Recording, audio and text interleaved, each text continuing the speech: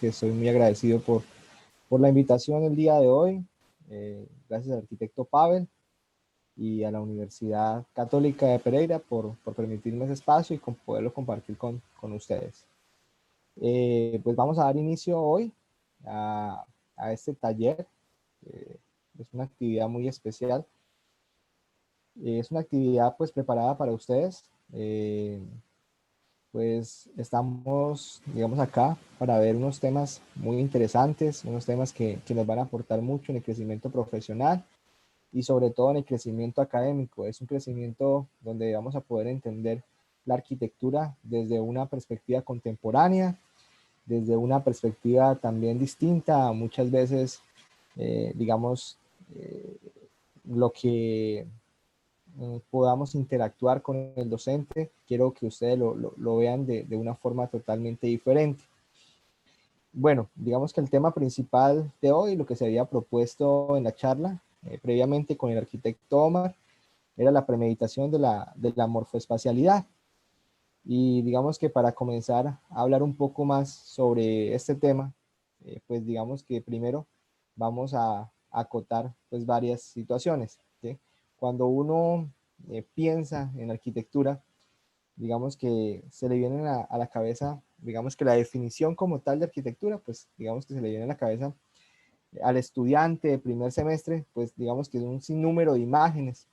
Incluso, pues yo le comento a los estudiantes de primer semestre que cuando se inscriben, muchos piensan ya que a la segunda, tercera semana, incluso hasta la primera semana van a llegar con la maqueta a mostrarles al papá, van a llegar con la maqueta del edificio, van a llegar con la maqueta de la casa, ¿cierto?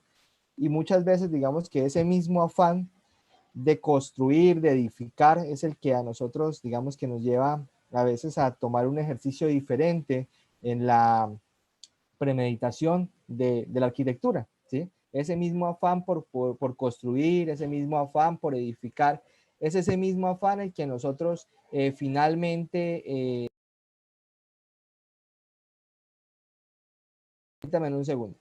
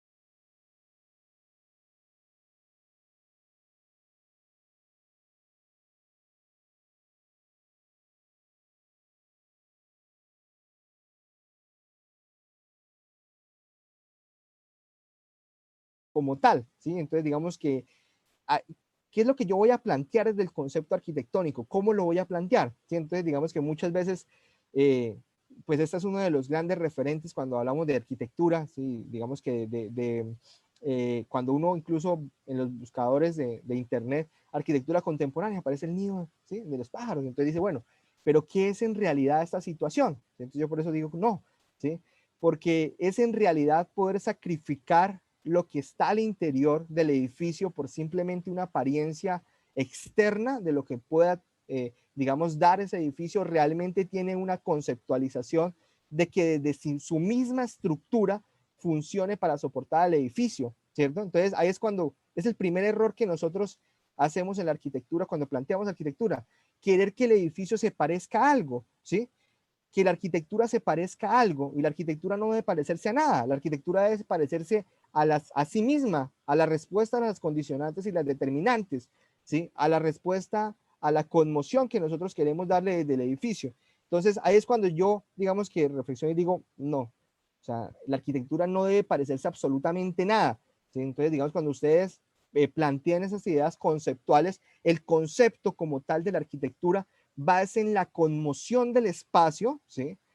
En la sensibilidad, lo que yo quiero transmitirle, lo que quiere la vivencia, y no desde la apariencia del edificio. Entonces ahí es donde ustedes tienen que reflexionar desde qué es la premeditación de esa morfoespacialidad, o sea, no aparentar absolutamente nada. Entonces digamos que eso es muchas veces lo que sucede en esa arquitectura contemporánea, digamos que aparentar. Entonces ahí es cuando nosotros digamos que vamos al tema de las analogías formales. Entonces, ¿qué es una analogía formal? Y es ese afán desde el primer semestre, ¿sí? Incluso uno lo ve posteriormente en quinto, en sexto, hasta en octavo semestre, y es ese afán de que la arquitectura se parezca a algo. Entonces siempre está en ese momento donde queremos que mi edificio se parezca a una alcachofa, que mi edificio se parezca a una fruta, que mi edificio se parezca a un ave, entonces digamos uno dice, pero ¿cuál es el afán? ¿Cuál es el afán si es que mi edificio no debe parecerse a nada? Porque ahí es cuando yo empiezo a sacrificar forma y espacio, ¿cierto? Y esa misma forma y espacio por aparentar algo que la naturaleza de por sí ya lo creó. O sea, yo no puedo, mi edificio es el elemento que yo estoy creando como arquitecto y no debe aparentar a nada, no debe parecerse a nada más que a su respuesta a sus condicionantes y sus determinantes. Cosa distinta, ¿cierto? ¿Sí? Es la biomimesis, ¿sí? Que consiste en traspolar los métodos y los sistemas naturales de los problemas de la arquitectura a la ingeniería de la tecnología, creando soluciones que el ser humano, permítanme un segundo que están pidiendo aquí admisiones, ya, creo que ya, no está en condiciones de desarrollar por sí mismo sin ayuda de la naturaleza. Es muy diferente cuando nosotros tomamos parte de esa tecnología que ha desarrollado la naturaleza, en este caso digamos que el tema de las abejas, una especie, la especie más importante que existe en el momento de los seres vivos, y poder tomar, digamos que ese avance de evolución de tantos millones de años y llevarlo a una realidad de un contexto aplicado único y exclusivamente para un propósito, pero no es coger el panal de abejas y volverlo edificio, ¿sí? Porque es donde digamos que esa biomimesis tiene muchas posibilidades, ¿cierto? Entonces, cuando uno dice que, digamos, cuando la buena arquitectura comienza identificando la materialidad del mismo edificio, ¿cierto? Entonces, digamos que, permítame un segundo, que aquí no sé por qué la posición se quedó en blanco. Ya, permítame un segundito. Pero con ustedes, es que no manejo muy bien el Meet. A ver, ¿cómo es esto de acá? Ya, permítame un segundo. ¿Está todo bien, Fabián? ¿Ayuda en algo? No, es que lo que pasa es que mi presentación se quedó en blanco, pero permítame un segundo, ya la cargo de nuevo. Permítame un segundo. Nosotros la observamos y está en la diapositiva de Frank Lloyd Wright.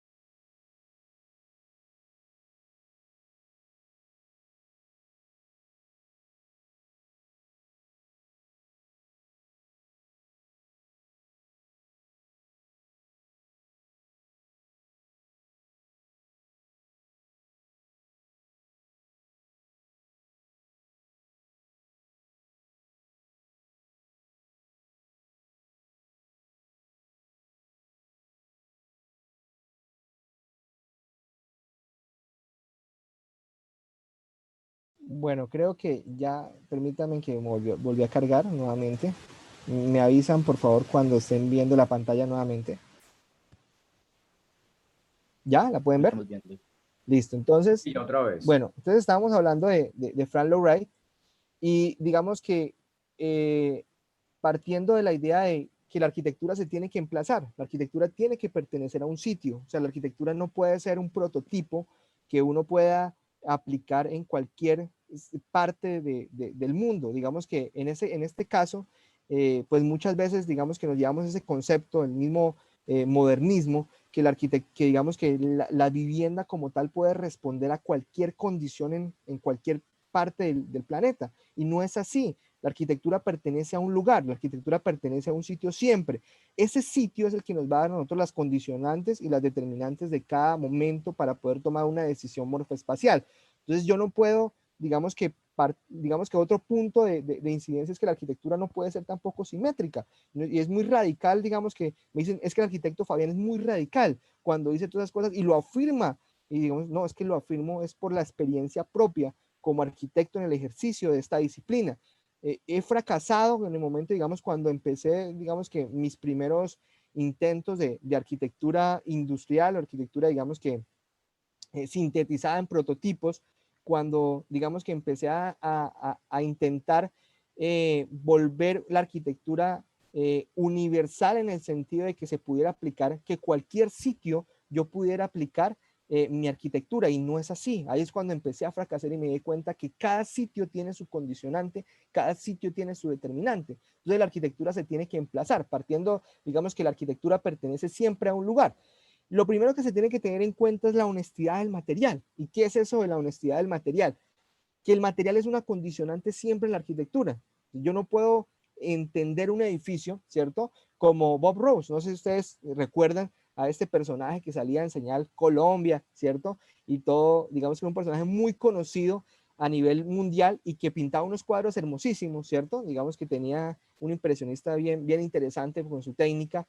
Y yo digo, bueno, la arquitectura no puede, nosotros no podemos jugar a ser Bob Ross. Es decir, nosotros no podemos plantear el edificio y posteriormente coger una paleta de colores y pintarlo, ¿cierto? Entonces, digamos, eso pasa muchas veces en Lumion, que nosotros tenemos nuestro edificio en blanco y lo comenzamos posteriormente a pintar. Entonces, ahí es donde tenemos ese afán por representar la arquitectura que sea vistosa, esa arquitectura que aparentemente es muy visual, pero hacia el interior pierde muchísima confortabilidad espacial, pierde mucha confortabilidad térmica, tiene muchos, digamos, dificultades y déficits dentro de la vivencia del edificio. Entonces, lo primero que yo les digo, nosotros tenemos que ser honestos con el material desde la misma premeditación. O sea, nunca piensen en el edificio y después van a pensar, hoy, ¿cuál es el material que yo le voy a aplicar al edificio? Ustedes no pueden ser borrosos. O sea, no pueden, digamos que plantear el edificio y decir, bueno, esta fachada ahora va en este color, esta fachada, y piensan ni siquiera en el material, o sea, piensan es en el color, o sea, ni siquiera en la materialidad. La materialidad es una condicionante,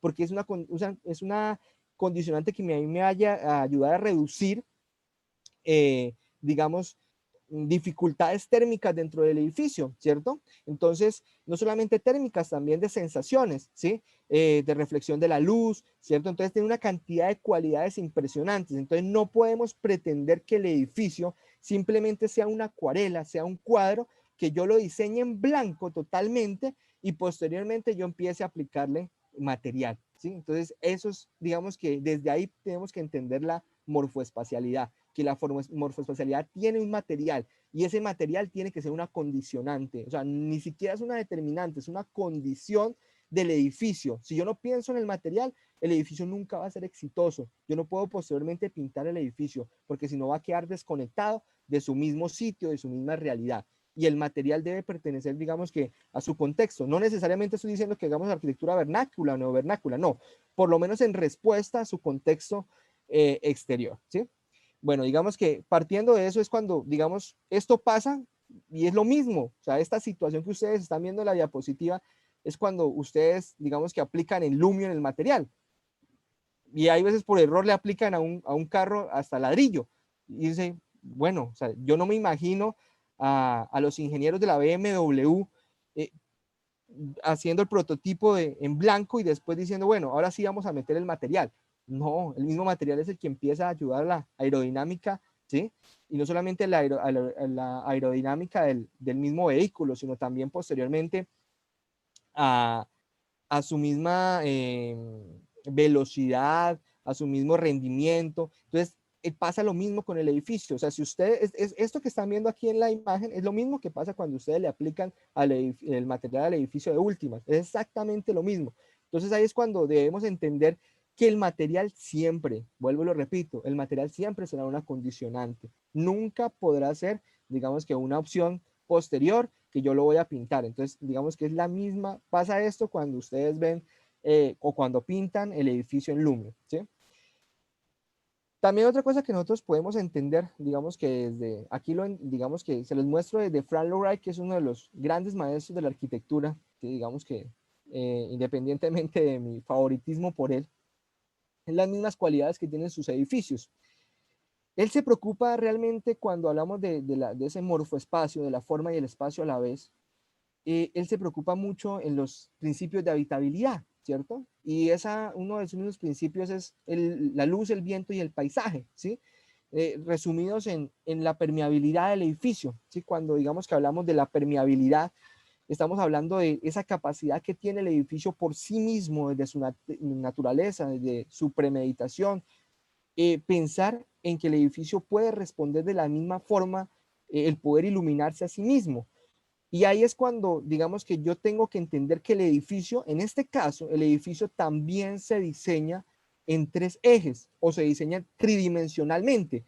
Nunca podría concebir el edificio única y exclusivamente desde la planta. Es más, digamos que aquí tengo, pues, digamos que unas imágenes, pero permita, ya le voy a presentar. Discúlpenme, ya les presento.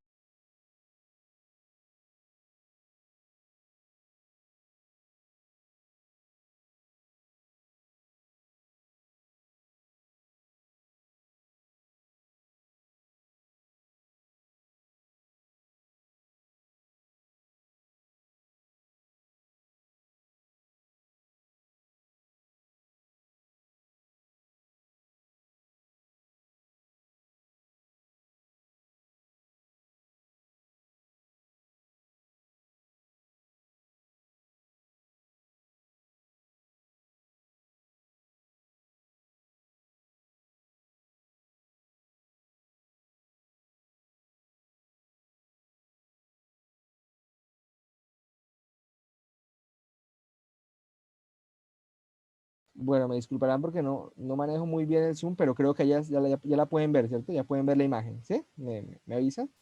Sí, señor.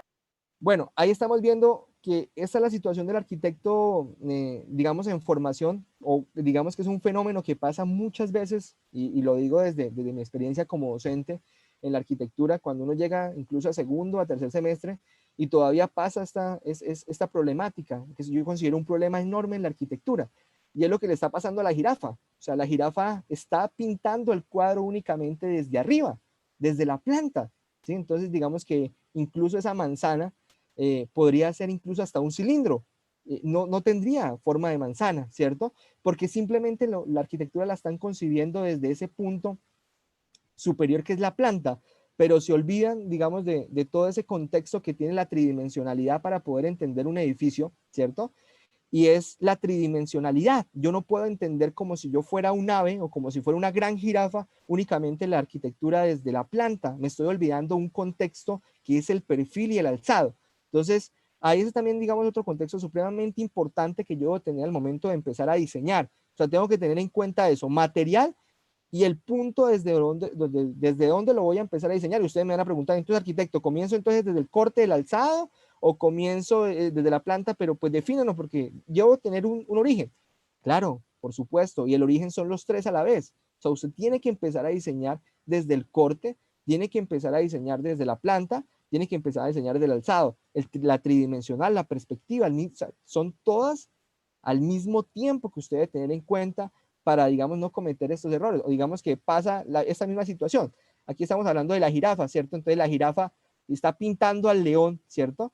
Y lo está pintando desde arriba y su resultado es una cosa totalmente diferente, ¿cierto? Porque la jirafa no se puede imaginar al león desde el frente, sino simplemente lo está viendo desde la parte superior. Entonces ahí es cuando comienzan esos errores de diseño. Es lo mismo que está pasando en la caricatura, es lo mismo que digamos, se comete ese error cuando yo simplemente recurro a la planta, ¿sí? Entonces me olvido del contexto del cual el ser humano está viendo, que es digamos en mi caso, que tengo la altura de los ojos como al 1,60, ¿cierto? Entonces desde ahí estoy cometiendo ese error porque no puedo ver el contexto que me rodea desde el perfil, no puedo entender mi realidad, sino simplemente estoy como prácticamente un ave, ¿cierto? O miren, por ejemplo, ese caso también de esa jirafa, ¿cierto? Entonces la jirafa pintora, la llamo yo el fenómeno de la jirafa pintora, ¿cierto? Entonces ese fenómeno de la jirafa pintora es ver todo simplemente desde el aire. Entonces yo veo la ciudad, veo mi contexto, todo desde el aire, pero lo paradójico del caso es que yo no vivo en el aire, yo vivo en el perfil, porque yo en todo momento mis ojos los tengo a esa altura del perfil. Entonces ahí es ese gran problema. Entonces no diseñar única y exclusivamente desde la planta, ¿cierto? Y pilas con la predisposición de los elementos, ¿cierto? Porque digamos aquí viene otro fenómeno, que es el fenómeno del móvil de la cuna, ¿cierto? Entonces ustedes han visto esos jugueticos del móvil de la cuna, pues pasa lo mismo con la premeditación de los volúmenes y de los elementos. Entonces ahí en este caso, por ejemplo, el niño, ¿cierto? Ve el móvil que aparece ahí, pero el diseñador industrial o digamos que el diseñador de ese juguete no pensó en el contexto del niño, digamos, o digamos que lo hizo obvio y dijo, no, pues un niño, un bebé, pues no está pensando y no tiene ese concepto de realidad, que si efectivamente eso es un león, un ave, ¿sí? Nada, sino simplemente, digamos que puede que lo haya pensado así o puede que lo está haciendo mal, ¿sí? Digamos que cuando uno mira, por ejemplo, este móvil para niños y uno dice, bueno, ahí está el móvil, ahí están los ositos y el niño está jugando con los ositos aparentemente, pero no es así. O sea, aquí es lo que está viendo el niño en realidad. El niño en realidad está viendo es esto, ¿cierto? O sea, uno mira el móvil, ¿cierto? Y está, el móvil está diseñado es para los papás y no para el niño, ¿cierto? Entonces, es lo mismo en cómo uno percibe la realidad.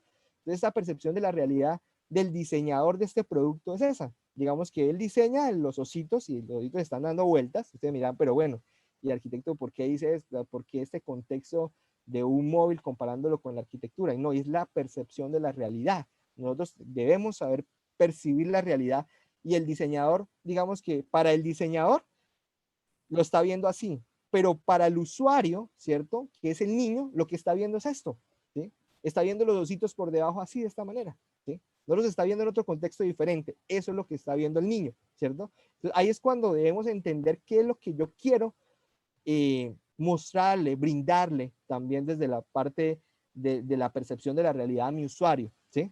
Entonces, eso es lo primero que yo les invito a reflexionar en el material, ¿cierto? La materialidad del edificio y segundo, ¿sí?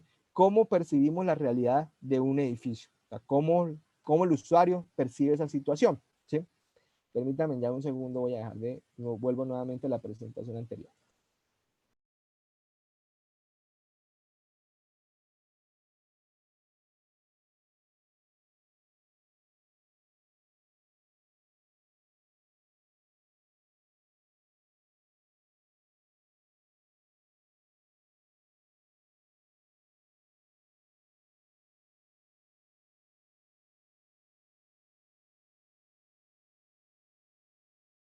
Profe, tiene el micrófono El apagado. micrófono, listo. Creo que ya pueden ver la presentación de Fran Lowright, ¿verdad? Sí, señor. Listo, entonces digamos que seguimos viendo y dentro de esa percepción de la realidad, entonces cuando yo empiezo a hacer una premeditación, debo empezar a pensar en esto, en la permeabilidad, luz, viento y paisaje, en poder iluminar, y yo no puedo concebir el edificio en planta, digamos, cuando yo lo concibo única y exclusivamente en planta, no puedo obtener estos resultados morfoespaciales. No puedo, o sea, no puedo porque estoy limitado única y exclusivamente a verlo desde una vista del aire, una vista aérea, pero yo no puedo tener una percepción desde el perfil. Entonces, este corte ese diseño también se tiene que percibir desde el corte. Entonces, el poder iluminar un edificio, yo también lo tengo que percibir desde el corte. Entonces, Frank Lloyd Wright, digamos, cuando iba a diseñar sus edificios, no solamente los diseñaba desde la planta, también los diseñaba desde ese mismo corte para poder obtener resultados de permeabilidad muy interesantes hacia el interior del edificio. El poder ventilar ese edificio, eso también hace parte de esa premeditación. Yo tengo que pensar en cómo se ilumina. pero también cómo se ventila. Entonces, ahí es cuando esa misma ventilación y esa misma iluminación me va moldeando el edificio y me va moldeando el espacio. Es la necesidad que yo tenga. Si yo tengo una necesidad de iluminar, si yo tengo una necesidad de ventilar, pues muy seguramente el resultado va a ser un resultado no, llamémoslo así, ya vamos a ver la clasificación de la arquitectura, pero no lo vamos a ver, por así llamarlo, tan estereotómico, sino que comienza a tener unos resultados muy, muy interesantes, como digamos los obtenía el mismo Frank Lloyd Wright. Bueno, seguimos con el paisaje, ¿cierto? El paisaje como tercera, digamos, regla de la permeabilidad. Entonces, poder entender que no es solamente que yo me ventile, me ilumine, ¿cierto? Sino que yo pueda tener un paisaje, un contexto que admirar, pero no solamente un paisaje externo, sino también un paisaje interno. Entonces, eso es lo que yo debo empezar a concebir dentro del edificio. La morfoespacialidad, cuando yo la pienso desde la permeabilidad, se va a ir moldeando. Entonces, digamos que luz, viento y paisaje, esas reglas principales para que el edificio sea permeable van a poder tener un contexto de conmoción, de sensibilización desde el espacio.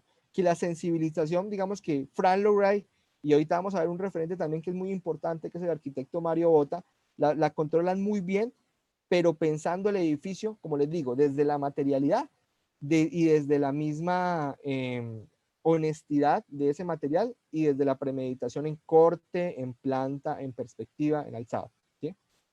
Bueno, digamos que vamos hablando de varias cualidades. Voy a pasar esto muy rápido, ¿cierto? Voy a pasar esto muy rápido. Y vengo acá a este contexto, que hablo de la cubierta. La cubierta es más que una tapa con recorrido. Muchas veces cuando vuelvo, insisto, desde el diseño de la planta, o sea, tener mucho cuidado porque es que muchas veces uno también diseña el edificio y lo último que dice es, vamos a colocarle la tapa. La tapa, ¿qué es la cubierta? Entonces uno comienza a ver esas cubiertas absolutamente planas y dice, no, es que al arquitecto Fabián no le gustan las cubiertas planas. No, no es que no me gusten. Yo no estoy hablando de aquí la arquitectura no es cuestión de gustos, porque los gustos digamos que son subjetivos. Aquí la arquitectura efectivamente es de función.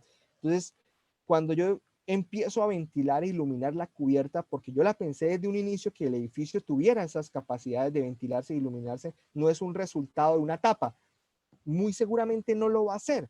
La cubierta es, digamos, y no solamente, por digo, o sea, no solamente la quinta fachada, un recorrido, no, o sea, tiene un contexto más allá de eso, tiene un contexto de permeabilidad, entonces incluso también paisajístico, no solamente desde el paisaje que yo pueda ver por ella hacia afuera, sino del mismo paisaje al interiorismo, porque tiene un contexto muy interesante y una propiedad que es la iluminación.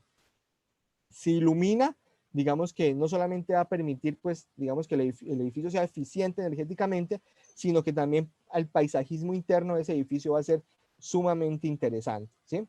Entonces, digamos que aquí vemos muchas cubiertas propuestas por el maestro Frank Lloyd Wright, donde digamos que esas mismas cualidades del espacio no solamente en iluminar, sino también en ambientar y en sensibilizar el espacio. La sensibilización es la gran responsabilidad del arquitecto contemporáneo, ¿sí?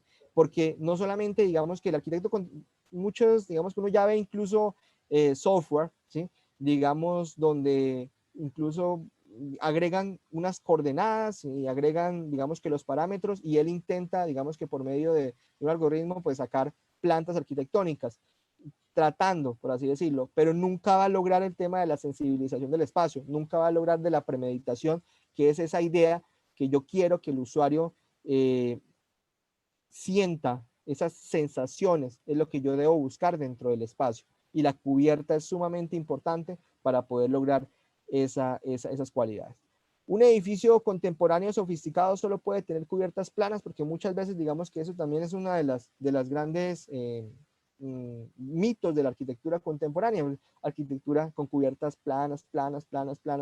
Dice, bueno, un edificio sofisticado y no, o sea, es que la sofisticación va desde la respuesta a la condicionante. O sea, si me permite a mí efectivamente ventilarme, iluminarme y ver paisajísticamente la cubierta, pues no va a ser un lujo, por el contrario, va a ser una necesidad que yo tengo que tomar como parte del edificio, ¿sí?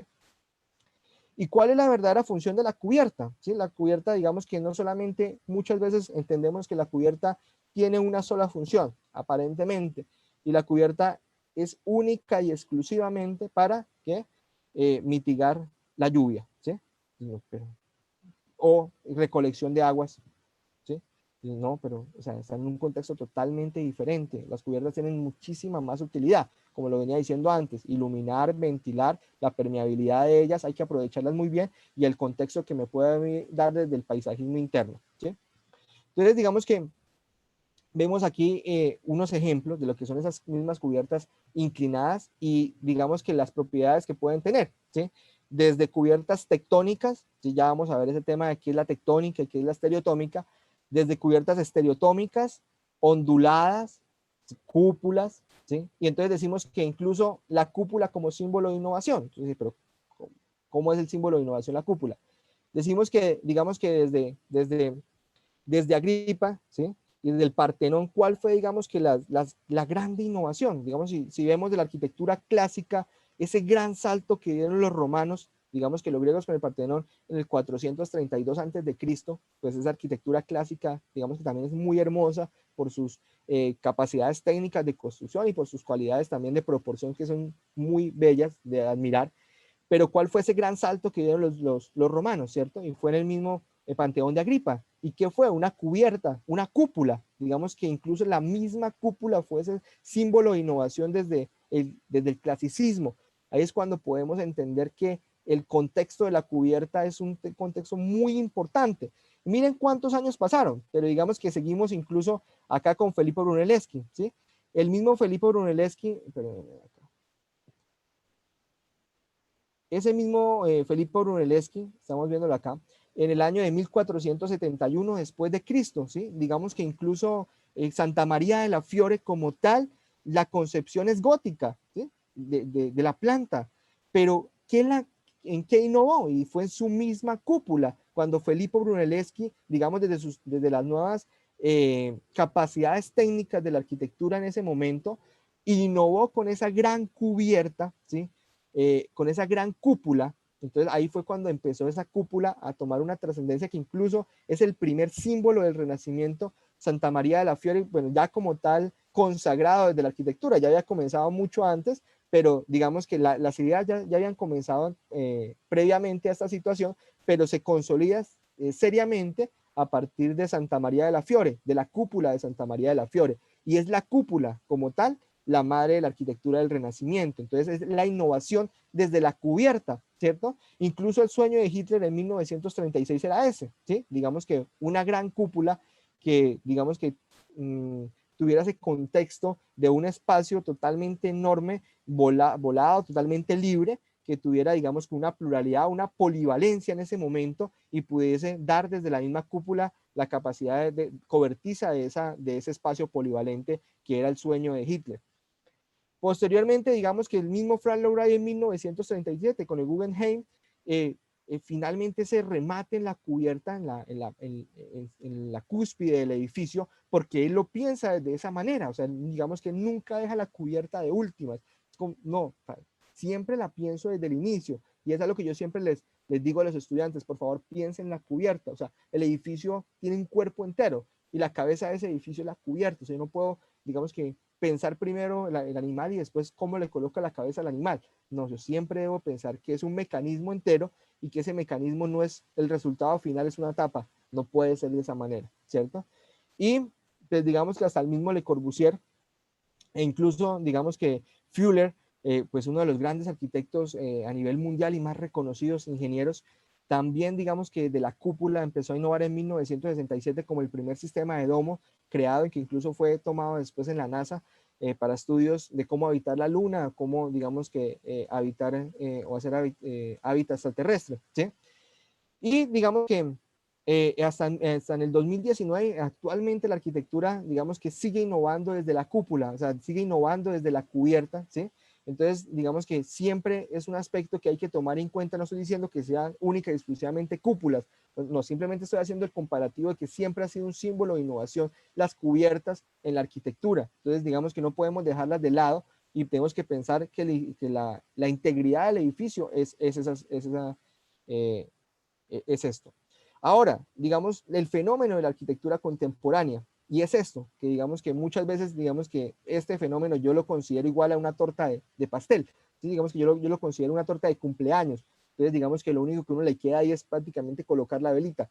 Y dicen, pero es que el arquitecto está haciendo muy rudo con este tipo de arquitectura. Y no, o sea, no es que sea rudo con este fenómeno de la arquitectura, sino que es que está pasando realidad esto. Digamos, cuando la arquitectura única y exclusivamente se piensa desde la planta, pues pasan estas situaciones.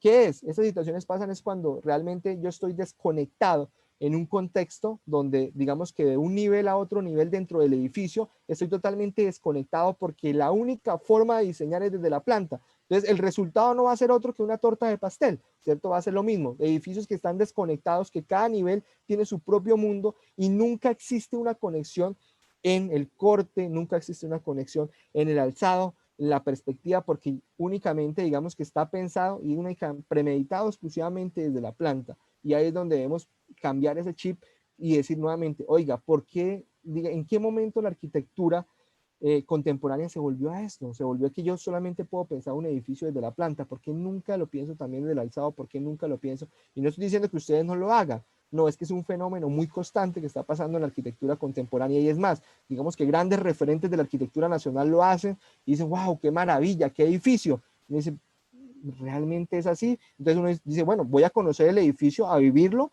al interior, a ver si es que de pronto yo tengo un concepto erróneo. Entonces uno va al edificio, lo vive, ¿cierto?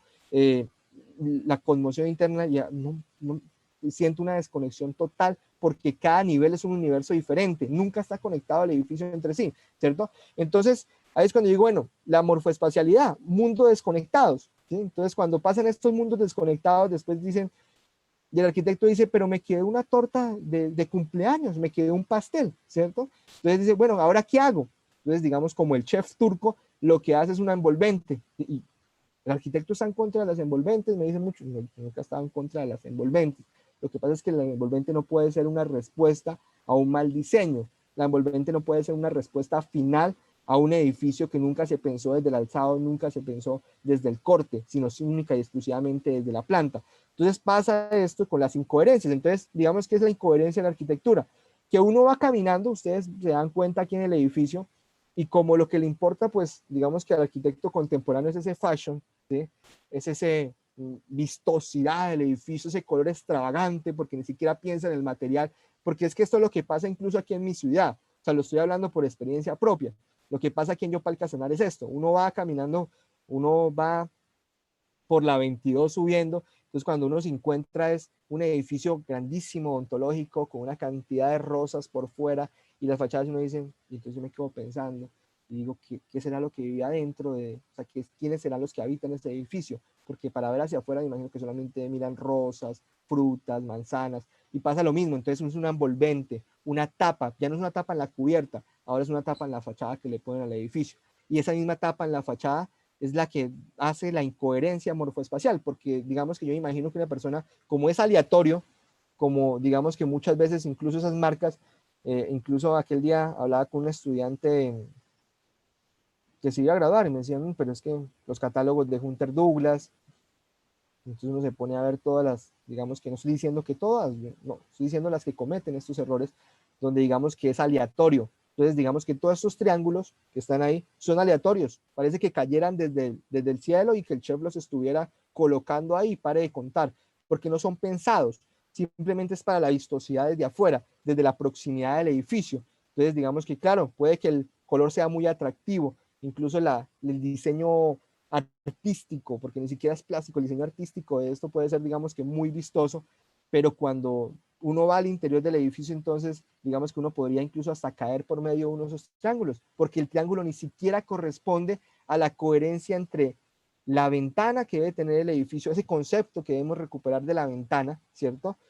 Y con la misma envolvente, entonces digamos que puede pasar incluso hasta derecho el usuario y puede caer y morir, ¿sí?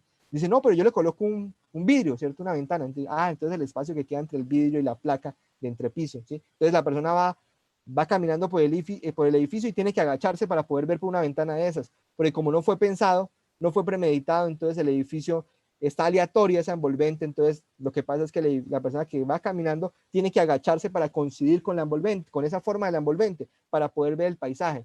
Y uno es donde dice, las incoherencias de la morfoespecialidad. ¿Cómo así que la persona tiene que agacharse para poder ver el paisaje que está en su contexto? ¿Sí? O ahí es cuando uno empieza a pensar, ¿es realmente un edificio pensado para un ser humano o simplemente para que lo vean desde afuera? ¿Cuál es el contexto de realidad de la arquitectura contemporánea? ¿Sí? Entonces, digamos, y cuando uno ve esto, dentro de o sea, desde el exterior y el interior de un edificio, yo me pregunto entonces, ¿qué es lo que vive? ¿Quiénes viven y quiénes habitan el edificio? O sea, ¿quiénes son las personas que habitan ese edificio? Entonces, yo imagino que debe ser un mundo paralelo, ¿sí? Es como si esto mismo que pasa aquí de atrás, ¿cierto? Es exactamente lo mismo que pasa aquí en esta imagen, pero ya es, digamos que, contrario, ¿sí? Entonces, yo no me imagino, digamos que en un contexto de un edificio, digamos, con unas una ventanería, digamos que de pronto pensada para una necesidad específica, habitado por esferas. O sea, es exactamente lo mismo, ¿sí? Digamos, porque no tiene sentido de la misma forma con el exteriorismo del edificio. Y ahí es cuando uno se pregunta, digamos, este tipo de arquitectura contemporánea, y me dicen pues, que es muy crítico, digamos que está siendo muy duro con... No, o sea, yo, digamos, cuando veo un edificio de esto, yo digo, ¿quién vive ahí? ¿Será que ahí viven abejas? O, no sé, es un panal. Porque digamos que se preocuparon tanto por ese contexto fashion, por ese contexto comercial, vistoso, que se olvidaron incluso si cada una de esas perforaciones son coherentes. Me van a decir, no, pero es que las propiedades bioclimáticas, no, todo es en un contexto intrínseco, amarrado.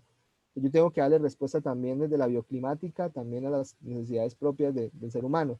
No puedo pensar que el ser humano, por ejemplo, acá en este caso, tenga que saltar para poder ver por la ventana o tenga que agacharse para poder ver por la ventana, porque lo ponen a eso, lo pueden agacharse, estirarse. Yo no me imagino yo dentro de un edificio. Digamos que aquí finalmente como que le levantan la falda. Ay, ¿verdad que se nos olvidó el acceso? Levantémosle la falda. Pero no, ni siquiera le levantan la falda. Eso es mentira, porque lo primero que hicieron fue el edificio y posteriormente le hicieron el cascarón, ¿sí? Entonces, digamos que este fenómeno que incluso pasa, digamos que aquí en Colombia, ¿sí? Digamos que yo soy, digamos que uno de las personas que no, digamos, me abstengo de decir que uno de los grandes problemas de la arquitectura contemporánea, incluso el Parque Biblioteca España, pasa exactamente lo mismo. O sea, es una envolvente posteriormente al edificio. Entonces, es tanto el afán que tenemos por aparentar algo que nos olvidamos de ese mismo contexto al interior del edificio y no debe ser así. O sea, yo no tengo que afanarme por aparentar. Eso es lo de menos. O sea, yo no tengo que afanarme de eso, ¿sí? Entonces seguimos con la conexión de la realidad. ¿Cómo nos conectamos con la realidad? La realidad es la que nosotros percibimos en todo momento.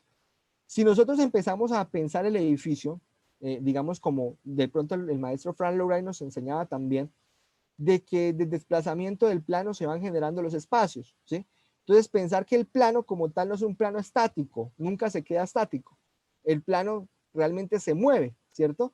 Entonces ese movimiento del plano, porque el plano digamos que tiene muchas cualidades y el plano puede ser a la vez cubierta, el plano puede ser a la vez también fachada, puede ser placa, digamos que ese plano, pero entendiendo un contexto de que la arquitectura como tal, digamos que la arquitectura en general se divide en dos y ya digamos que vamos a verlo para que ustedes me entiendan un poco. Permítanme un segundo a colocar otra presentación.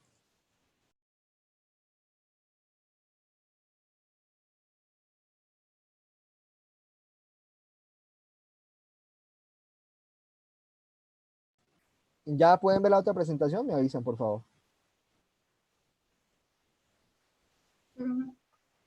Señor, ya se puede ver. Sí, señor. Sí, señor. Bueno, entonces, ¿cómo yo concibo la arquitectura? ¿Sí? Digamos que la concibo desde la estereotómica, ¿sí? La sustracción, el dejar ser los elementos, ¿sí? Digamos que no quiere decir que, a ver, no quiero que malinterpreten la situación, porque muchas veces dicen, no, es que la arquitectura estereotómica es mala, en ningún momento. Es más, digamos que hay grandes maestros como Sisa, que son premios Pritzker incluso, y muchas de la concepción de sus edificios son estereotómicos, ¿sí? Entonces, digamos que eso mismo, digamos, la estereotómica, que es ese edificio a partir de la sustracción, ¿sí? O digamos que está la tectónica, ¿sí? Que es, digamos que también a partir de la continuidad del plano. desplazar el plano para generar espacios entre los ejes. Digamos que eso tiene un contexto mucho más profundo. No, digamos que tampoco pretendo resumir un primer semestre aquí en esta conferencia, no. Digamos que ahí tiene un contexto que esto va respaldado por muchas más charlas teóricas para poder entender un poco más lo que es la estereotómica y un poco más lo que es la estereotómica, ¿sí? La tectónica, perdón, y la estereotómica. Pero pues digamos que entendiendo en un contexto general, la arquitectura se clasifica en dos, ¿cierto? Una que es la tectónica, que es a partir de la continuidad del plano, el plano se empieza a desplazarse, y otra que es la estereotómica, ¿cierto? Que es a partir de la sustracción de los elementos, ¿cierto? E incluso también existe estereotómica por continuidad, que es a partir del volumen. El volumen como tal es el que empieza a desplazarse. Entonces el volumen comienza, digamos, como concepción propia de masa, se concibe la realidad del edificio desde la masa, ya desde el conjunto como tal. Y no quiere decir que sea un pecado. Es totalmente válido desde que responda a unas condicionantes y a unas determinantes. Pero lo más importante, incluso la determinante y la condicionante, perdón, más importante es el ser humano, que es el usuario que va a obtener este beneficio a partir de la espacialidad hacia el interior de este edificio. Pero digamos que el otro contexto también es la tectónica, ¿cierto? Entonces digamos que estamos hablando de esa capacidad del carpintero, que es la capacidad de la continuidad de ensamblar el plano para poder generar espacios arquitectónicos, ¿sí? Y empezar a componer. Entonces digamos que eso es lo que primero que yo tengo que identificar también, que es lo a partir cuando voy a hacer un edificio, o sea, o es digamos que, o no quiere decir, bueno, o es lo uno o es lo otro, no, también digamos que puede haber una mixtura, eso es parte también del ejercicio contemporáneo de la arquitectura.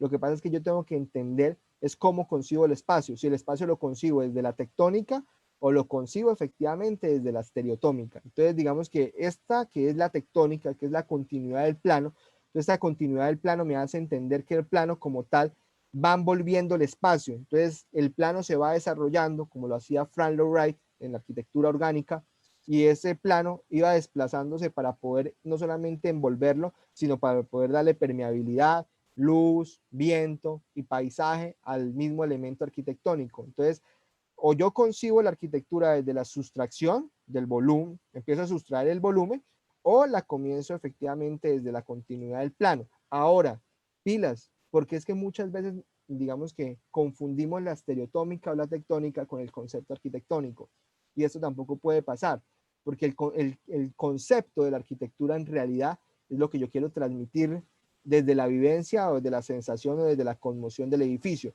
Digamos que no puede haber un concepto que sea la sustracción. Bueno, si tiene un propósito como tal, que a partir de esa sustracción del elemento del volumen, yo le haga sentir una conmoción al usuario, perfecto, no habría problema, ¿cierto? Porque tengo un objetivo, tengo algo por cumplir, pero simplemente decir, no, es que el concepto de mi edificio es la sustracción. Uno se queda pensando, pero sustracción ¿de qué? ¿O para qué? O digamos, ¿con qué propósito? No, es la sustracción. No, no, eso es, digamos que una de las, ¿sí? Leyes de la forma, ¿cierto? Dentro de las composiciones variables, dentro de las relaciones interformales, pero eso es un medio para poder llegar al volumen, pero no puede ser el concepto, ¿cierto? Entonces ahí es donde también debemos entender que la arquitectura debe empezar a premeditarse desde esto, o es la estereotómica, la tectónica, o vemos cómo la vamos haciendo una mixtura y cómo vamos consolidando el edificio, pero estas también digamos que son medios. El verdadero, digamos, fin es poder entender unas condicionantes, es poder entender unas determinantes para yo poder hacer, digamos que un muy buen planteamiento arquitectónico. Bueno, digamos que concibiéndolo de esta forma, desde la tectónica, digamos que estamos hablando aquí única y exclusivamente, anteriormente les estaba diciendo la exposición que tenía, ya voy a volver a ella, que es Frank Lloyd Wright, por acá, creo que está, no sé más. Bueno, estamos hablando de la continuidad del plano. Entonces, la continuidad del plano, entendiendo que el plano puede ser al mismo tiempo cubierta, puede ser pared, fachada, o puede ser placa, ¿sí? Entonces, ahí es cuando uno dice la morfoespacialidad concebida desde el espacio, ¿cierto? Y desde la forma. Entonces, el espacio y la forma, ¿cómo? Desde el alzado, desde la planta y desde la perspectiva. Entonces, o yo hago edificios únicamente pensados como un plano seriado, o realmente hago edificaciones pensadas que se puedan conectar los espacios entre sí. ¿Cómo se pueden conectar? Con dobles alturas, ¿cierto? Por ejemplo, ese es uno de los con sustracciones o con dilataciones dentro del mismo edificio, para yo poder tener una comunicación en un contexto común. Yo voy a entender que el edificio debe comunicarse con espacios colectivos. La colectividad es muy importante dentro de la comunicación del edificio. O sea, son los espacios donde a mí me van a permitir que los mundos no estén separados entre sí y que cada persona viva en su mundo, en su nivel, y que yo no sé qué es lo que la colectividad del espacio, ¿cierto? Que es esto que aparece aquí. Esos espacios colectivos son los que a mí me permiten que yo pueda ver una doble altura y que yo pueda ver una actividad que esté pasando desde el tercer piso hasta el primer piso, ¿cierto? Ahí es donde yo puedo entender un contexto efectivamente de la colectividad del espacio, que es una cualidad que tener esos edificios contemporáneos que estamos olvidando. Estamos siendo muy egoístas porque digamos que realmente pensamos únicamente como si fuera un plano seriado, un sello, y no pensamos en una colectividad dentro del espacio. La morfoespacialidad, pensar en los tres ejes, ¿cierto? Entonces yo siempre les digo tres ejes, ¿cierto? En los tres ejes. ¿Cuáles son esos tres ejes? Esos tres ejes que yo debo pensar, ¿cierto? ¿Cierto? Que debe ser profundidad, ancho y altura. Ellos deben relacionarse todos entre sí, ¿sí? Entonces, ¿y cuáles, digamos que dicen tres en tercera dimensión? ¿Cuál es la cuarta dimensión del espacio? La cuarta dimensión del espacio, en realidad, pues digamos como también pasa en la física, es el tiempo, pero ¿el tiempo de qué? El tiempo de la vivencia del usuario en ese edificio, es decir, de la conmoción, de la sensibilidad que va a tener dentro de ese mismo edificio, ¿sí? Entonces, digamos que el desplazamiento de los planos genera los espacios, ¿cierto? Entonces digo, ¿cómo así? Sí, yo voy desplazando el plano, porque es que ese mismo desplazamiento es el que a mí me genera, incluso si uno ve una rampa como tal, ¿cierto? Es un plano desplazado, un plano oblicuo desplazado, pero es un plano finalmente, ¿sí? Entonces es cuando yo tengo que entender que tiene que tener esa particularidad también la arquitectura, de esa capacidad carpintera, que es la capacidad tectónica de unir los planos, ¿cierto? Esos planos son los que a mí me van a dar esa capacidad de poder conectarme entre niveles, ¿cierto? Ahora, otra cosa, ¿cierto? Que yo les decía desde un inicio, los edificios no pueden ser simétricos. ¿El arquitecto es tan radical? Sí, soy supremamente radical en ese sentido, porque es que el único contexto para que un edificio sea simétrico es porque su contexto también es simétrico, ¿sí? Entonces yo les pregunto a ustedes, ¿dónde uno encuentra un paisaje como este que ustedes están viendo en la pantalla? En ninguna parte, ¿sí? No, se podría mandar a hacer, ¿sí? Claro, pero el problema es que el sol sale por el oriente y se oculta en el occidente, ¿no?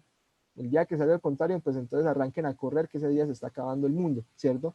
Entonces es este contexto donde entendemos que el edificio no puede ser simétrico porque yo no respondo de la misma forma al sol como respondo en el oriente, ¿cierto? Cuando está amaneciendo, al occidente cuando se oculta, o no respondo de las mismas formas, por ejemplo, en la ventilación. Si estamos hablando, por ejemplo, en un contexto como Yopal, que vemos ahorita unos fuertes muy predominantes de incluso hasta 25 kilómetros por hora por el nororiente, entonces pues debemos tener una respuesta no solamente para chocarlos, sino para inducirlos dentro del edificio. Pero sabemos que al sur, occidente en este momento no vienen vientos, entonces yo ¿por qué tengo que hacer la misma fachada en el nororiente que en el suroccidente? O sea, ¿por qué son las mismas fachadas hacia un costado y hacia el otro? Si yo tengo que responder a los vientos en el nororiente de una manera distinta y en el suroccidente no hay vientos, entonces ¿por qué las mismas fachadas en el nororiente que en el noroccidente? Entonces cuando uno se pregunta por qué los edificios son simétricos si las condiciones cardinales son distintas en las cuatro fachadas, la única forma que exista para que un edificio sea simétrico es que su entorno también sea simétrico y sea totalmente igual, y que sea un planeta desconocido donde tenga, digamos, una actividad solar contraria, que salgan, digamos, que hayan dos olas y al mismo tiempo estén, digamos, que en constante actividad cruzándose, porque no hay de otra manera, porque cada edificio tiene que responder a un punto cardinal de una forma dependiendo de sus condicionantes. Ahora, no solamente eso, también por, digamos, que el mismo paisajismo, ¿sí? Siempre lo he dicho, el paisaje es una condicionante siempre en el edificio. Nunca va a ser una determinante, es una condición que tiene cada lote. Yo no puedo trasladar una laguna, no puedo trasladar una montaña. O sea, el paisaje no se traslada. Yo me adapto al paisaje para poder aprovecharlo, para poder potencializarlo dentro de la misma contexto de emplazamiento, ¿sí? Y el paisaje interno que tienen los mismos edificios, o sea, ¿qué es lo que yo le voy a ofrecer a mi usuario cuando yo vea el contexto alrededor de él? Cuando yo vaya caminando, ¿qué es lo que yo le puedo ofrecer a ese mismo usuario? El paisaje externo y el paisaje interno, ¿sí?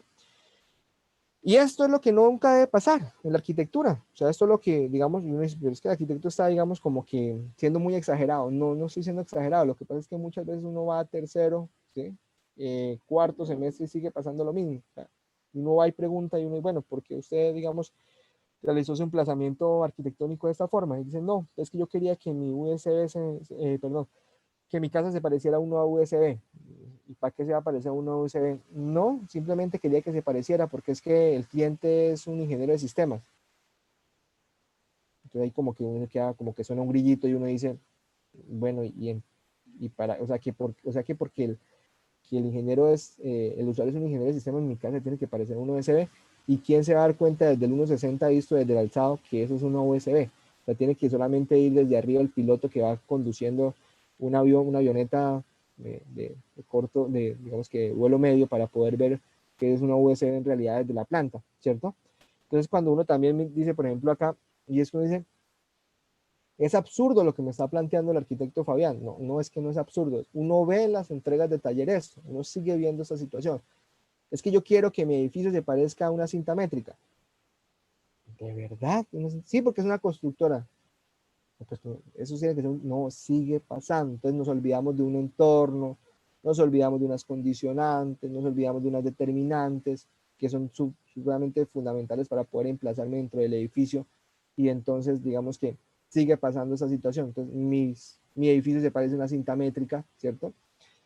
Porque quiero, porque digamos que es una constructora. Entonces, confunden el concepto, ¿cierto? De, digamos que yo debo tener dentro del edificio, que es lo que debo hacerle sentir al usuario, que es lo que yo realmente quiero que transmitir con ese edificio. Entonces, no, que es que mi edificio también quiero que sea una, que se parezca a una impresora. ¿Por qué? Porque ahí vendemos una fábrica de perdón, es una tienda de computadores, una tienda tecnológica. Mm, y olvido entonces todo el contexto también hacia el interior, las fachadas, el emplazamiento, ¿sí? Entonces, digamos que esta situación pasa y debemos, y entonces ustedes me dirán, pero bueno, ¿cuál es entonces el concepto verdadero en la arquitectura? ¿Sí? Porque dicen, bueno, si el concepto no es ese, ¿cierto? Entonces, ¿cuál es realmente el concepto que se debe tener en ese mismo contexto arquitectónico? Permítanme un segundo.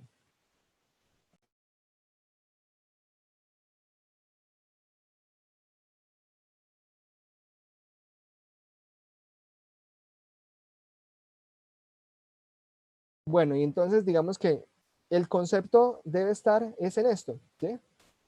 En la experimentación sensorial del edificio, ¿cierto? En las atmósferas que crea ese mismo edificio, en la percepción de la realidad, en lo emocional, ¿cierto? Ahí es donde debe empezar a aparecer ese concepto. ¿Qué es lo que yo quiero que sienta a nivel, cuál es esa experimentación sensorial dentro del edificio?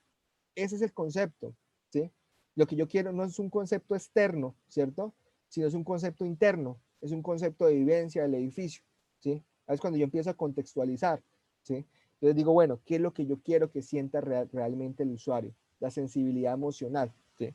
Entonces, digamos que aquí hay uno de los grandes referentes que yo cito, pues es Mario Botta, ¿sí? Y ya lo vamos a ver dentro de un contexto de experimentación sensorial, ¿sí? Entonces la luz, el reflejo, el sonido, el habitar, el visitar, la forma, el sonido, el material, la misma temperatura que pueda tener el espacio, la escala, la proporción. ¿Qué me conmueve? La pregunta. Eso es lo que ustedes deben preguntar cuando van a hacer el edificio dentro de esa forma y el espacio. ¿Qué es lo que a mí me va a conmover o qué es lo que va a conmover al usuario? ¿Cuál es el espacio que le va a generar una sensación a él? ¿Qué lo va a conmover como persona? Eso es lo que ustedes deben preguntar dentro del concepto arquitectónico, el concepto espacial que ustedes vayan a proponer, ¿cierto? Digamos que aquí hay una de las iglesias más particulares que puedan, digamos que una capilla en realidad, que es la capilla de Mongo, del gran maestro Mario Botta, ¿sí? Y al interior de él mismo, digamos que parte de la materialidad que él quería reflejar dentro de este edificio, pues digamos que en realidad es lo que yo les hablo, el tema de la experimentación sensorial, cuál es el tema de la conmoción, qué es lo que yo quiero brindar al interior del edificio. Incluso él incluso desconoce, ustedes me van a decir, bueno, pero digamos que el arquitecto está siendo incoherente porque dice que la arquitectura no es simétrica, pero esta capilla es simétrica. Yo digo, bueno, ¿y cuál es el contexto hacia el interior de la capilla? ¿Qué era lo que quería realmente Mario Botta? incluso digamos que él no deja perforaciones en el mismo cilindro, bueno, el cilindroide, para evitar distracciones dentro, porque realmente lo que a él le interesaba no era el exterior del edificio, sino el mismo interior. Digamos que en este caso que es, digamos que, bueno, Mario Botta es el único arquitecto, digamos, que tiene el premio Ratzinger, que, digamos, por más de sus 400 iglesias a nivel de todo el mundo, ¿sí? Y digamos que, pues, en este caso, que era una iglesia católica, pues desde la misma materialidad, él transmitía esa conmoción, ese interiorismo, digamos que a través de la cubierta, reflejar ese material permeable que entraba a la luz y esa conexión directa del material para reflejar incluso el ábside, que es, digamos, que el punto de acceso de la persona que va a predicar en ese momento, digamos que refleja incluso hasta la misma materialidad induce a tener la percepción, el cuidado y la noción de ese espacio desde el mismo material. Digamos que yo hacía el comparativo al principio, lo mismo de la honestidad del material con el mismo Tadao Ando en la Iglesia de la Luz. O sea, uno dice, bueno, yo siempre les pregunto, o sea, imagínense ustedes la Iglesia de la Luz de Tadao Ando, pero pañetada, estucada y totalmente iluminada. No, o sea, es el mismo material, la misma frialdad del concreto, la que le permite a Tadao Ando transmitir esa sensación de que Cristo viene por la luz, ¿cierto? En la oscuridad del brutalismo de Tadao Ando, en esa misma oscuridad cuando refleja la luz de la cruz, es cuando rompe, digamos que con el calor de la permeabilidad de la luz, rompe ese espacio frío, ¿sí? Entonces, la misma percepción es la conciencia del espacio, esa conciencia que el arquitecto quiere transmitir, y Tadao Ando lo transmitía en la Iglesia de la Luz. Lo mismo pasa con Mario Botta. Mario Botta también, digamos que en este caso, lo transmite a partir de esa misma materialidad en cómo la persona concibe desde el ábside, ¿cierto? La entrada del padre, la entrada del cura para poder dictar la misa y estar concentrados, estar con esa conexión en todo momento, ¿sí? Entonces, digamos que incluso acá hay una de las también en el Monte Tamaro, una de sus iglesias más representativas de Mario Botta, y ahí es cuando uno entiende el contexto de la realidad. Entonces, el contexto de la realidad es mismo que incluso Mario Botta comienza a desmaterializar la arquitectura, y digamos que le importa es mucho más ese contexto que hay alrededor, no es una competencia entre la naturaleza y el hombre por cuál es más, digamos que potente en sus formas, sino también, digamos, en cómo se vive, ¿cierto? Y digamos que en este caso, en este análisis que yo hacía, el paisaje como remate, la proximidad con el entorno. Entonces, digamos, cómo finalmente desde la forma de lo que yo les hablaba, el morfoespacio, que es lo que le vengo hablando desde el inicio, pues cómo desde ese morfoespacio puedo tener, digamos que una cualidad de sensibilización dentro del mismo. Entonces, cuando yo direcciono, cuando tengo, digamos que una idea premeditada en la cabeza, porque esa es la parte de la premeditación, el poder pensar intencional, una intención que yo tenga antes de llevar a cabo físicamente esa realidad arquitectónica, pues es incluso cómo yo programo la programación del espacio, desde la misma forma, ¿sí? Entonces, el espacio, digamos que se va adaptando a la forma del espacio uno solo, desde la tensión que va generando en él, cómo finalmente puedo circular al mismo tiempo, permanecer y tener un efecto receptivo del remate, ¿sí? Digamos que daba 4 propuestas de lo que podía plantear Mario Botta dentro de su contexto de propuesta física y plástica, y por ejemplo lo que él hizo, que es el remate estático desde desmaterializar en esta iglesia. Digamos que él desmaterializó la arquitectura, no hay, porque digamos que finalmente uno va caminando en la iglesia en el Monte Tamaro, y lo primero que uno llega y lo obliga a Mario Botta es a llegar acá, a este punto que es la cruz, y ahí es cuando mira uno todo el paisaje del Monte Tamaro, que es esa ciudad que en los Alpes suizos que se encuentra en Europa, y digamos que él lo somete a uno y dice, bueno, si usted quiere conocer primero mi obra, primero conozca el entorno inmediato, conozca la realidad, la naturaleza, y posteriormente sí, conozca mi ingenio, mi obra, mis cualidades espaciales que él quería mostrar dentro de ese ejercicio arquitectónico. Entonces, ese era ese contexto que podía dar, y otra, digamos, que era el tema de materializar el remate como elemento físico, enmarcarlo. Muchas veces cuando uno encuentra, digamos, que dicen, es que esto no sirve, ¿sí? No es funcional, ¿sí? No tiene una función en la arquitectura, porque el concepto de función está errado en la arquitectura contemporánea, ¿sí? Entonces, digamos, ¿qué es realmente lo funcional y qué no qué no es lo funcional? Entonces, digamos, cuando uno ve que la función como tal en el edificio simplemente está única y exclusivamente, digamos, que al tema de circulación en una planta, ahí es cuando uno dice, hay dudas sobre qué es el concepto de la función. Pero cuando uno habla de función en el edificio, uno está hablando de espacio y forma, está hablando de confortabilidad, está hablando de bienestar. Cuando uno habla de función, también está hablando de semiótica, ¿sí? Identificación, ¿sí? Simbología, simbolismo dentro del edificio, está hablando de contemplación, está hablando de estática, estabilidad, receptividad, está hablando de acústica, está hablando de iluminación, está hablando de ventilación, está hablando de visuales. Eso es la función de un edificio, porque muchas veces cuando tenemos ese concepto erróneo de que la función es únicamente que una planta se pueda circular y no, digamos, que no haya contraste con los espacios.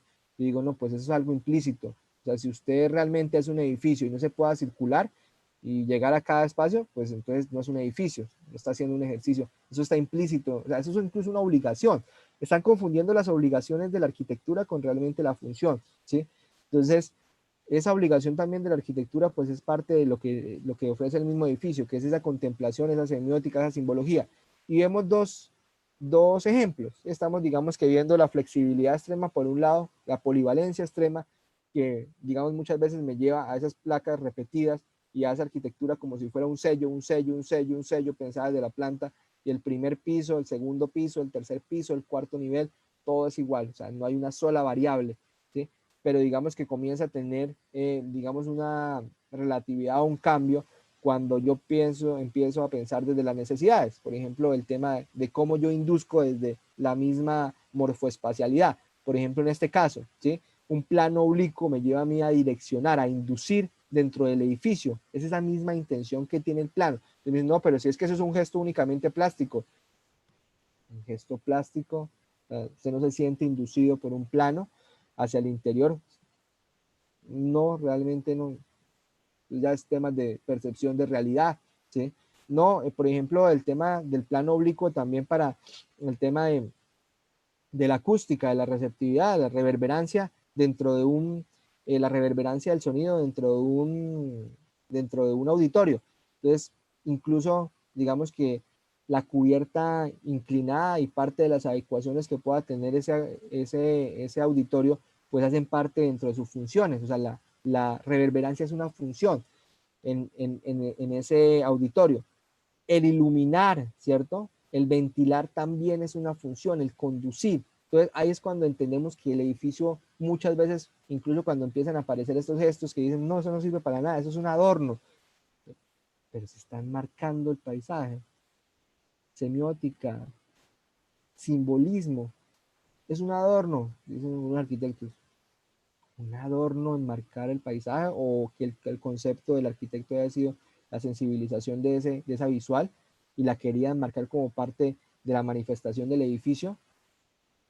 Pues cuando, digamos, miramos estos gestos como un adorno, es cuando empezamos a pensar mal en la arquitectura, porque la función en la arquitectura es también semiótica, también simbolismo, ¿sí? Claro, tiene que tener un contexto de estar amarrado, por supuesto, a una, digamos que inmersión dentro del espacio. Si yo no estoy, digamos que inmerso dentro de una función, pues sí, claro, realmente es simplemente un adorno, ¿sí? Pero digamos que va mucho más allá de eso. Bueno, pasa, digamos que lo mismo con lo que hablaba anteriormente, el tema de la honestidad de la forma y del espacio. Diseñar desde la planta y replicar verticalmente es un gran error, ¿sí? Y finalmente comienza uno a mentir. Finalmente después lo que se hace es una mentira. ¿Qué es esto? Son cajas con pepitas, ¿sí? Lo que yo llamo caja con pepitas. Y digamos que a veces me dicen, no, el arquitecto es muy radical en sus comentarios. Digo, no, pero es que realmente yo no encuentro coherencia. Una caja llena de perforaciones sin pensar en el entorno de una forma aleatoria, simplemente como si fuera un estampado o como si fuera un textil. No, no se puede concebir la arquitectura. La fachada no es sagrada en el sentido de que dé la imagen del edificio. O sea, la imagen es lo de menos. Yo pensar es en la sensación que va a tener el usuario, ¿sí? La sensación que va a tener la persona que va a habitar ese lugar. Entonces, no podemos mentir con fachadas estampadas y pensadas aleatoriamente. No estoy diciendo que las envolventes sean del todo malas, no estoy hablando de eso, estoy hablando de que si vamos a proponer una envolvente, tiene que ser una envolvente premeditada, tiene que ser una envolvente pensada. Y diseñar desde el alzado, pues me permite a mí varios beneficios. ¿Cuáles son los beneficios digamos que, de diseñar desde el alzado? Desde la tridimensionalidad y desde la planta. Pues estos, digamos que veamos la percepción de este edificio, ¿sí? Nunca Mario Botta se hubiera podido imaginar este edificio, la percepción desde el alzado, la entrada de la luz en el ábside, ¿cierto? Si no, él no lo hubiese pensado desde el alzado. O sea, esto no se puede únicamente pensar desde la planta. Entonces, créanme que yo no puedo concebir un espacio de esta forma, de esta magnitud, con ese simbolismo, ¿cierto? Si yo pienso en el elemento única y exclusivamente desde la planta. Entonces, ahí es donde tenemos que empezar a reflexionar cómo estoy diseñando, cómo yo me estoy adaptando a un morfoespacio, y que no es independientemente el no es independientemente el espacio de la forma, es uno solo, un solo contexto, ¿sí? Entonces también digamos que empieza a aparecer esto, ¿sí? Y es el tema de lo que no tiene que existir inmersión total del humano, simplemente digamos que puede haber una inmersión, pero no tiene que estar totalmente sumergido dentro del espacio para que sea útil, ¿sí?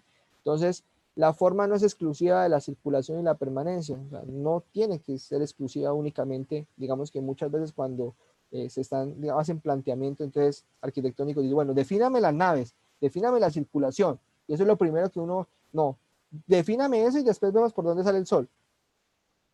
No, yo no puedo definir si yo no primero veo el contexto de accesibilidad del edificio, si no veo el contexto de las visuales, si no veo el concepto de las determinantes, asoleación, ventilación, todo ese tipo de determinantes y condicionantes que me van a definir a mí la forma dentro del edificio. O sea, no pertenece únicamente a la circulación y a la permanencia.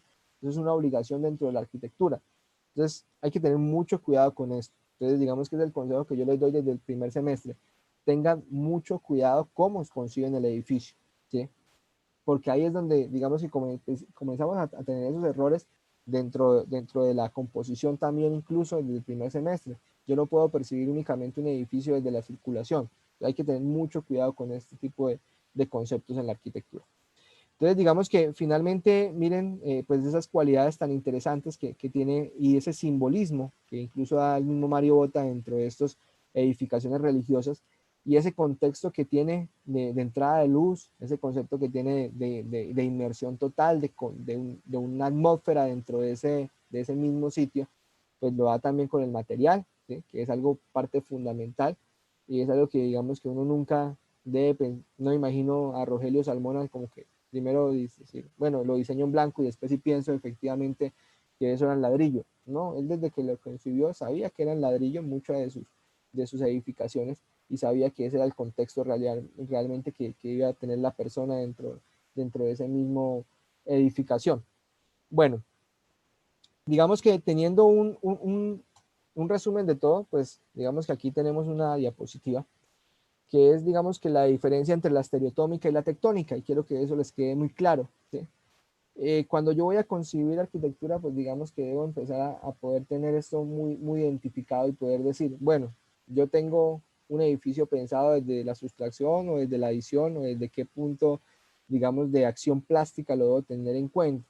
Entonces, digamos que la estereotómica, hablando desde el mampuesto, del apilamiento, de la comprensión, de lo telúrico, de la gravedad continua, de la masividad, lo pétreo, la sustracción, la búsqueda constante de la luz y de la ventilación, ¿sí? Es una búsqueda constante que yo tengo en la estereotómica.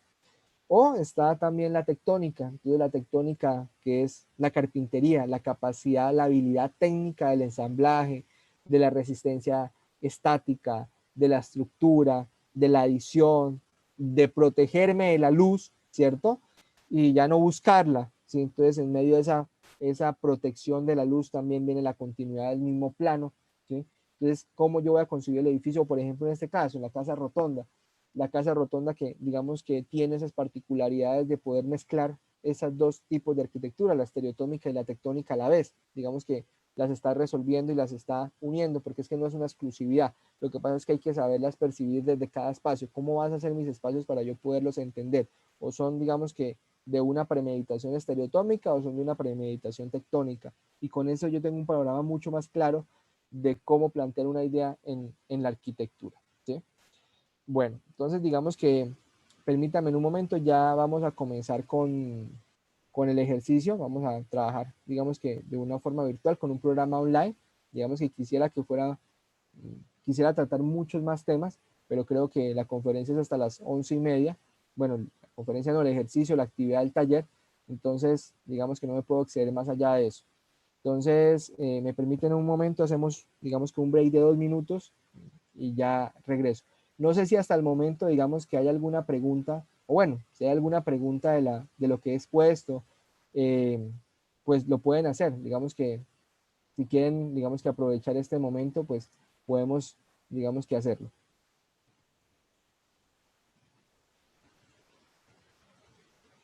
¿No? Listo, vale. Entonces, hacemos un pequeño break de 2 minuticos y ya regreso. ¿Listo?